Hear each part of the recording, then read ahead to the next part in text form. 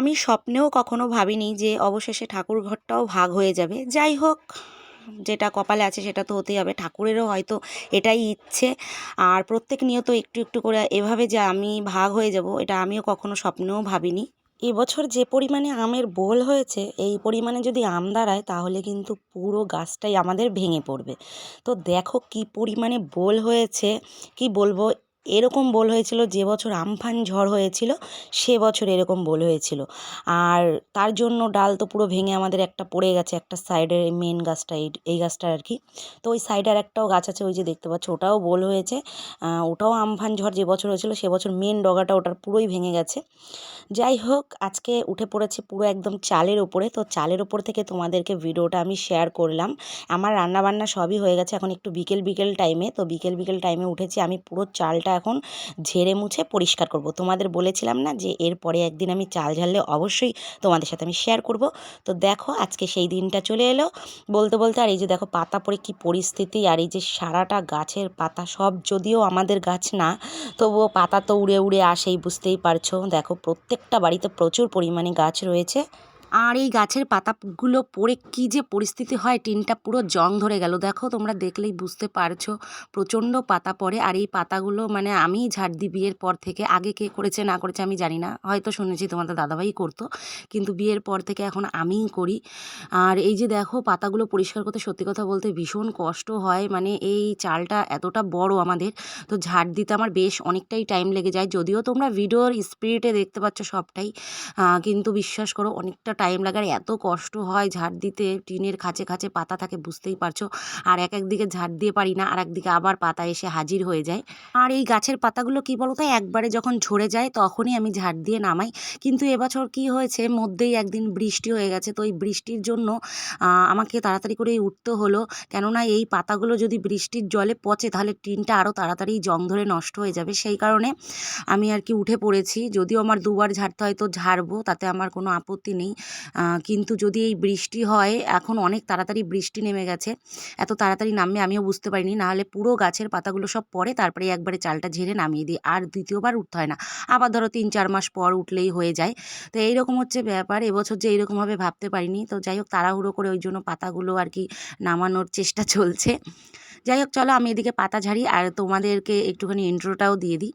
তো hello my sweet family, welcome back to my channel. তোমরা সবাই কেমন আছো? আশা করছি তোমরা সবাই ভালো আছো, আমি অনেক ভালো আছি। তোমরা সবাই সঙ্গীতা সিম্পল ব্লগে নতুন একটা ভিডিওর সাথে জানাই তোমাদের অনেক ভালোবাসা। তো বন্ধুরা, এদিকে দেখো তোমাদের ইন্ট্রো দিতে দিতে আমার কিন্তু একদম ঝাড়া পোছা কমপ্লিট হয়ে গেছে। আর দেখো এই যে পুরো চালটা আমি সুন্দর করে ঝেড়ে নিয়েছি। আর চাল ঝেড়ে প্রায় সমস্ত কাজ করে উঠতে উঠতে আমার অনেকটাই দেরি হয়ে গেছিলো। ঠিক আছে, আমি যেহেতু দুপুরে রান্নাবান্না করেই, মাংস ভাত রান্না টান্না করেই আমি কিন্তু উঠেছিলাম। তো এদিকে দেখো তোমাদের দাদাভাই এবার কানা রাত্রে আবার দেখো কিছুটা মাছ নিয়ে এসছে। তো সেই মাছগুলো আমি পিস পিস করছি, মানে একটু দামে কম পেয়েছে, সচরাচর পাওয়া যায় না, অনেক দূরেও ভাড়াই গেছিলো। তো সেখান থেকে এই দুটো সিলভার কাপ নিয়ে এসছে, ভীষণ বড় বড়। তো ভাবলাম তোমাদের সাথে শেয়ার করি। আর কি বা ভিডিও শেয়ার করবো, আজকের কোনো ভিডিওই তোমাদের শেয়ার করতে পারবো না, কারণ চাল ঝাড়ার থেকে প্রচুর, তারপরে রাতের বেলায় সেরকম ফুটেজ ভালো আসে না বলে, তো সেই কারণে আর করিনি। জাস্ট এই মাছের ভিডিওটা একটু করে রেখেছি। তো সকাল থেকে পরের দিন তোমাদেরকে আবার সমস্তটাই আমি শেয়ার করব। আর এদিকে দেখো মাছগুলো কত সুন্দর আমি সাইজ করেছি, এগুলো পুরো আমি কেটেছি। এক একটা মাছ প্রায় কিলো খানিকের কাছাকাছি ওপরে হবে। তো এদিকে দেখো এটা হচ্ছে পরের দিন সকালবেলা। তো সকালবেলায় যে আমি বিছানা তুলে নিচ্ছি, আর এখন তো তোমরা জানো মোটামুটি গরম পড়ে গেছে, পুরোদমই গরম পড়ে গেছে আমাদের এইখানটায়। তো এই গরমের মধ্যে আমি কি করেছি, মধ্যেখানে একদিন মানে লেপটা অসারি ধুয়ে ঠুয়ে একদম তুলে দিয়েছি, যেটা মেয়ে গায়ে দিত। আর এখন মোটামুটি একটা কাঁথা আমার লাগে, ওদের লাগে না। আর ওরা তো বাপ মেয়ে আর কি ব্ল্যাঙ্কেটটাই গায়ে দিয়ে শয়, ওদের একটু ব্ল্যাঙ্কেটটা এখনও লাগে। তো এটাও ধুয়ে তুলে দেবো খুবই শিগগিরই। আর এদিকে দেখো আমি যে কি করি, ভিডিও করতে করতে কখন যেন আমার ফোনটা উল্টো ফুটেজ মানে নিয়ে নেয়। সত্যি মানে ফোনেরও একটা প্রবলেম দেখা দিয়েছে, আমি কোনোটাই শান্তি পাই না, যেটাই আমি করতে চাই না কেন, মানে কোনো না কোনোভাবে ঠিক উল্টে পাল্টে যায়। তো যাই হোক, এদিকে দেখো বিছানা তুলে আমি ঘর ঠর ঝাড় দিয়ে দিচ্ছি। তো বন্ধুরা, আমি সমস্ত বাড়ির কাজবাজ করে মেয়েকে খাইয়ে দাইয়ে স্কুলে পাঠিয়ে আমি কাজবাজ করে নিজে মানে একটুও টাইম দিতে পারিনি, জাস্ট ব্রাশটা করেই আমি চলে গেছিলাম হচ্ছে বাজারে। তো বাজার থেকে এই যে আমি কিছু কিছু জিনিস এনেছি, চলো তোমাদের দেখাই। এই যে দেখো এখানে 3টে কৌটো এনেছি, তারপরে একটা প্রদীপ এনেছি পিতলের, আর এই যে এখানে একটা ছোট্ট একটা কিউট ধূপকাঠি এনেছি, ধূপকাঠি দেওয়ার জন্য, বুঝতেই পারছো। আর তারপরে এনেছি এই যে 3টে থালা, ঠিক আছে। তো আমি ঠাকুরের টুকটুক করে অনেক কটাই জিনিস এনেছি, গ্লাস এনেছি এই যে, তারপরে একটা বালতি এনেছি, এগুলো সব ঠাকুরের জন্য, ঠিক আছে। ঠাকুরের জন্য এগুলো আমার বিশেষ দরকার ছিল। আর এই যে এর মধ্যে দেখো একটা ঝুড়ি এনেছি, এগুলো হচ্ছে ঠাকুরের। আর হচ্ছে তোমার একটা বোতল এনেছি, এটা তেল ঢালার জন্য, ঠিক আছে। তো তেল ঢালার জন্য এই বোতলটা এনেছি। পরে আমি খুলতে গিয়ে দেখি কি একটু ডেবড়ে গেছে। তো আমি ভাবছি যে আমি আনতে গিয়ে কি ডেবড়ে ফেললাম, তো আবার ভাবছি না, এটা তো হতেই পারে না, এটা একটা ডাইসেরই, কারণ ডেবড়ে ফেললে আমি ঠেলা দিলেও উঠতো। তো আমি ঠেলা দিচ্ছি, সেটা কিছুতেই উঠছে না। তো আমার না কোনো জিনিস বাজার থেকে আনলে যদি আমি দেখি একটুখানি প্রবলেম, সেটা আমি যদি সঙ্গে সঙ্গে ঠিক না করি, তাহলে আমার মনটা ঠিক সায় দেয় না, ঠিক আছে। তো দেখো এইটাই আমি দেখে আনিনি ঠিক মতো, মানে তাড়াহুড়োতে। এটা তোমাদের দাদাভাই ফোন করেছিল, কথা বলতে বলতে ওটা একটু দেখা হয়নি, তো এইটাই আমার গন্ডগোল হয়েছে।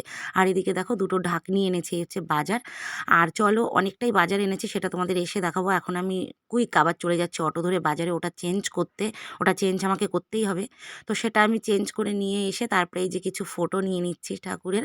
এখন আপাতত একটা ফটো নেব, তো এরপরে আমি কিছু নেওয়ার চেষ্টা করব, আরও কিছু আমার মনের মতো যেগুলো আর কি। তো নেব, একটা একটা করে নিই, ঠিক আছে, একটু একটু করে করতে হয়। আর বাধ্য হয়ে তোমাদেরকে আমি একটা কথা বলবো, একটু পরে দাঁড়াও। এখানে এই যে দেখো এটা চেঞ্জ করে এনেছি, আর কি কি বাজার এনেছি তো তোমরা দেখো, আর আমি তোমাদেরকে কিছু কথা বলি। দেখো তোমরা সবাই জানো যে আমি কখনো মানে ঠাকুর নিয়ে ভাগাভাগি করিনি। তো যাই হোক, আজকে হয়তো সেই দিনটাও চলে এসছে। ঠাকুর যে মানে এই দিনটার জন্যই আমাকে অপেক্ষা করিয়েছে, আমি সেটাও বুঝতে পারিনি। তো তোমাদের দাদাভাই একটা লোকনাথ এনেছে, মনে আছে? তো সেই লোকনাথ দিয়ে, তারপরে আমি যেই ঠাকুরকে ভালোবাসি সেই দিয়ে আমি মোটামুটি আমি এখন ঠাকুর মানে আমার নিজের ঘরে ঠাকুর পাতাবো। অবশ্যই সেটা আমি তোমাদের সাথে শেয়ার করব। তবে একটা কথা আমি বলি, প্রত্যেক দিন তোমরা জানো আমরাই পুজোটা দিই, আমি কিংবা আমার মেয়ে, ঠিক আছে। যখন পুজো 12 মাস দেওয়া হয়, তখন কেউ যদি আসলে তাকে বলা হয় যে আমরা কিছুই করি না, আমাদের মনে হিংসা। তো সেই জন্য না, কি বলো তো, ঝগড়া করতে যাব না। তো আমরা যেহেতু যেটা করিই না, সেটা যদি করে নাম নিতে হয় যে আমরা করি নাই বদনামটা, তবে সেটা আমরা না করেই আমি নিতে চাই। তো এতদিনও আমি কিছু বলিনি, এখন আমি ভাবছি না, আর তো পারা যায় না, চলো এবার ঠাকুর হয়তো আমার নিজস্বভাবেই সেইভাবে করি, সেটাই চাইছে। তো ঠাকুরের আশাটাই আমি সেভাবেই পূর্ণ করব। আর যখন যেরকম পরিস্থিতি তখন সেরকমই আর কি চলতে হয়, কিচ্ছু করার নেই, ঠিক আছে। আমি এটুকুই তোমাদের বলতে চাই, আর কিচ্ছু বলতে চাই না। আমি অবশ্যই ঠাকুর ঘরটা আমার নিজের ঘরেতেই রাখার চেষ্টা করব, যেহেতু আমার ঘরে অনেকটাই কম জায়গা, তবুও আমি চেষ্টা করব যে যেভাবে আমার ঠাকুরটা রাখা যায়, যেহেতু আমরা থাকতে পারলে আমার ঠাকুরও থাকতে পারবে, ঠিক আছে। তো এটুকুই বলার ছিল। আজকের মতো ভিডিওটা আমি এটুকুই, সবাই ভালো